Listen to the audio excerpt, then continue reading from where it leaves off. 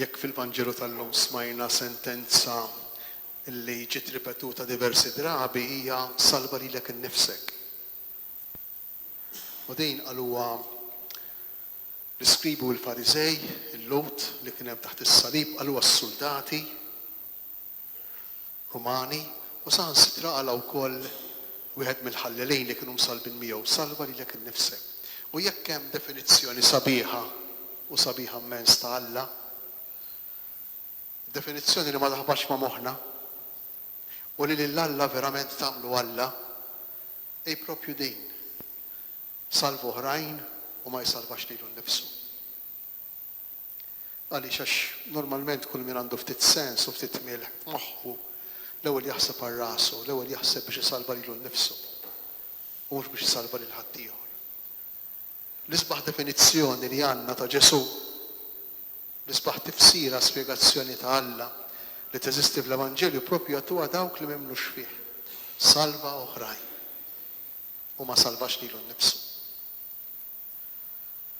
U biex verament Ġesu jkun salva oħrajn li l-wieħed mill-ħallelejn li jdur lejh u jgħidlu ftakar fija meta tkun fis-saltna ta' Alla, Ġesu jdur lejh u jgħidu llum stess tkun miegħi il-ġenna. Illum stess tkun miegħi il-ġenna. Is-salvazzjoni jwettaqha dak il-ħin stess. Ġesu ma xi ħadd ma' min l-inqas li kien jistħoqlu. Ma xi ħadd ma' min l-inqas li kien jistennija. Għalfejn qiegħed ngħid dan kollu. Għax forsi fuq is-salib ta' Ġesu għandna l-isbaħ tifsira, l-isbaħ ktieb, l-isbaħ wirja tas-sejħa tagħna s-saċerdoti, ta' min għandna nkunu aħna s-saċerdoti. Ta' kif għandu jkun il-bniedem illi għax imsejjaħ minn Alla jagħti lilu nnifsu, mhux tant għalih innifsu imma għall-poplu, imma għall-oħrajn. U duna kien li nafu li kien saċerdoti konsagrat lil mulej. Il-kelma ftakar fija meta tkun fis-saltna tal-missier, meta tkun fis-saltna ta' Alla, hija l-istess kelma li Ġesu juża fl-aħħar ċena ftit qabel meta wara li jaqbad il-ħobs, jaqbad il-kalċi bl-imbejt, jgħid id-dixxipli tiegħu jgħidilhom għamlu dan b'tifkira tiegħi. Ibqgħu ftakru dan, ibqgħu fakru dan. Hija l-istess kelma. Bħalli kieku il-Vanġelu tal-lum irid jgħidilna lilna s-saċerdoti, imma mhux biss lil kull Nisrani, kull Kristjan, imma mod speċjali lilna li hemm rabta sħiħa bejn l-Ewkaristija illi fija aħna nfakru lil Ġesu illi kontinwament jagħti lilu nnifsu. Ġesu li huwa mogħti għalina, ħudu kulu dan ġismi. Għandna tant niċċelebraw l-Ewkaristija u tant nirċevuha, laqas nirrealizzaw. Qas il-kliem ukoll tant drajnieh, dan hu ġismi hu kul biex tgħix bih. Dan hu demmi hu wixrob. Din l-esperjenza tal-Ewkaristija hija marbuta mal-interess, mal-imħabba, mal-konsern, mad-dedikazzjoni li għandu jkollna biex ngħinu lil ħadd ieħor ukoll jagħmel din l-esperjenza li jkun meħlus, li jkun salvat bil-kwalitajiet tagħna, bil-modi tagħna. Duna killa ħaddem l-iktar f'ħajtu il-kwalità tiegħu li jmexxi l-istampa, li jmexxi l-istampa tajba, li jmexxi l-istamperija ta' għawdex, kif ukoll il-kwalità tiegħu illi jimmużika, li jgħallem il-mużika, li jgħallem lill-oħrajn kif ifaħru lill-Alla b'mod speċjali, mhux biss bil-kliem, imma wkoll bil-kant, bl-emozzjonijiet. Kif jgħidilna Sant Wistejn li min ikanta ikun qiegħed jitlob darbtejn, ikun qiegħed jitlob bil-moħħ, il-kliem, il-kontenut, u jkun qiegħed jitlob bil-qalb, il-melodija, il-mużika.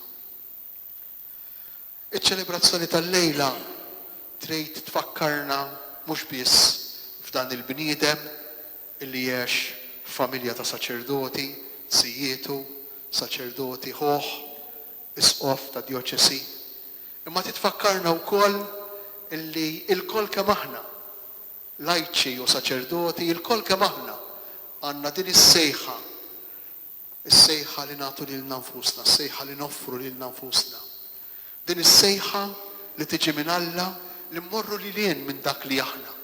Immorru lilien mill-inkwitt tagħna, immorru lilien mill-preokkupazzjonijiet tagħna, immorru lilien mill-gosti tagħna, immorru lilien minn dak li lilna jagħmilna kuntent u ferħanin, immorru lilien nagħmlu din il-qabża u nħobbu u nagħtu lilna nfusna kif aħna bil-limiti u bil-preġġi tagħna għall-oħrajn. Hekk hija sejħa li ma tiġix mill-bniedem. Hija sejħa li tiġi minn Alla u tista' sseħħ biss bil-qawwa tal-Ispirtu Qaddejs, bil-qawwa tal-Ispirtu Santu. Tista' sseħħ biss meta aħna nibqgħu f'kuntatt f'relazzjoni mal-Mulej Ġesu li għallimna ħaġa waħda biss, kif l-imħabba tagħna tkun sħiħa, kif l-imħabba tagħna tkun umanament matura, kif l-imħabba tagħna tkun saħansitra tixbaħ lil dik tal-missier. Għalhekk illejla fil-waqt illi qegħdin hawnhekk, fil-waqt li jiddispjaċina għat-telfa ta' saċerdot ieħor, ejjew ilkoll flimkien nitolbu lil Alla biex dawn il-kwalitajiet sbieħ illi sa ftit snin ilu kienu jidhru kont tista' tmisshom, tarawhom, tħosshom f'ħafna persuni mhux biss ikkonsagrati, mhux biss saċerdoti, imma anki lajċi li tolbu lil Mulej biex dawn il-kwalitajiet jibqgħu jsibu persuni li jinkarnawhom, persuni li jgħixuhom, mod speċjali f'relazzjonijiet ta' kuljum.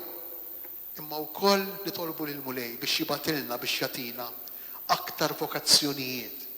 Li tolbu lil Mulej biex jagħtina persuni li jilqgħu dan id-don kbir, tant kbir li kultant lanqas siftiem, tant kbir li kultant jidher stramp, tant kbir li kultant jidher affari biċċa tal-ġen, mod speċjali fi żmienna.